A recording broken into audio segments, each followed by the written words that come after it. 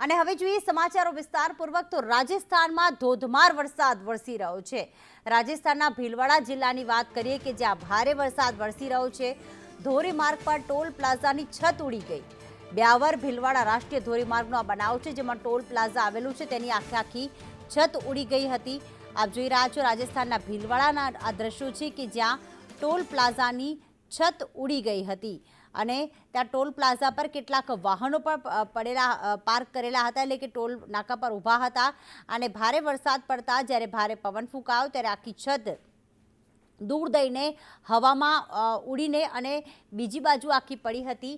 ભીલવાડામાં આ દ્રશ્યો જોવા મળ્યા જ્યાં ધોરીમાર્ગ આવેલું છે બ્યાવર ખાસ ભીલવાડાનું કે ત્યાં ટોલ પ્લાઝા પર કેટલાક વાહનો પણ ઊભા હતા અને છત હવામાં ઉડીને પડી ગઈ હતી।